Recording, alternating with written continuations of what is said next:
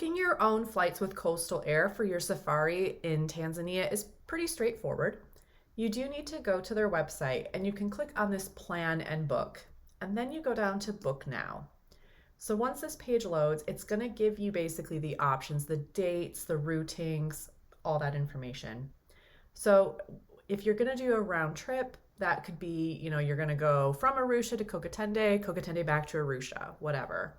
If you do want just to book a one-way, you can do that as well. For the purposes of this demonstration, I'll just do a one-way. So let's say that you want to go to Arusha and you're going to be booking a flight to your safari camp. Now, to know which airstrip to book, your camp should tell you which airstrip, and actually they probably will even offer to book those flights for you. But in the event that they're not, you have to book it yourself. Double check with the camp which airstrip you need. There are a handful in the Serengeti alone, several in Ruaha, so you need to make sure you're booking it to the right airstrip. So for this demonstration, I'm going to fly to Grumeti. It's in the Serengeti. So the Singita Grumeti is for Singita, and the Grumeti is the other one. We'll just pick Grumeti. And so I'm going to then click on the departure. Now, this is the biggest annoyance about the system is every time you click this little arrow here to select a different day, it does reload. It is not quick. So I'm just going to pick a random date and I'm going to do find flights. Oh, and if you need to adjust the passengers, you can do that here. So I'm going to click find flights and it's going to take a second to load and it's going to show us our options here. So you can see the different options. This one goes via Lake Manyara. This one goes via Serenera and the Serengeti.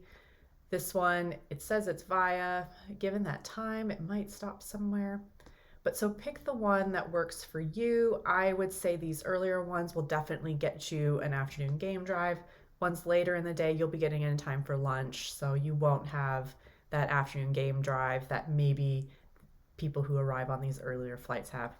So you've got standard, premium, and resident. Chances are you're probably not a resident if you're watching this video. The standard gives you the 15 kilos worth of luggage. The premium, also called XL class, that gets you 30 kilos worth of luggage. So pick whichever one works for you. If you're going to be carrying lots of camera equipment, that is included in your luggage allowance. So you're going to want to go with this premium option. I'm just going to select it here. So here it's showing me the flight information, it's showing me the cost, it's showing me my luggage allowance. I'm going to go ahead and click continue. It's going to take a second to load. It shows you here that there are some optionals. I'm not really quite sure what these optionals would be. I'm going to go ahead and click continue. And now it's going to ask me for my passenger details. You put all this information in here. And so once you've done that, you're going to click continue. Here we have the payment page. Just double check that flight is correct, that it's definitely going to the correct airstrip. You can see here that they have some cancellation and amendment fees and rules. Pay particular attention to those. You've got your traveler's details here. And with this additional details, I would put what lodge you're going to here. Coastal is definitely going to want to know because sometimes these flights, their timings change. And so when you're in Arusha, they're going to want to know how to get in contact with you. They might say, hey, your flight's actually going to depart 20 minutes later and it's going to be arriving just a little bit later. Or we don't have any stops en route. We've done our passenger manifest. We've looked through all of the stops. We don't need to make any stops. So you've got a direct flight, just something like that. So make sure that your contact information is definitely correct. And this additional information, definitely put where you're staying. Just in case they can't get in contact with you, they can reach out to the lodge or the camp. So then what you need to do is you need to pay, and then you'll click on payment.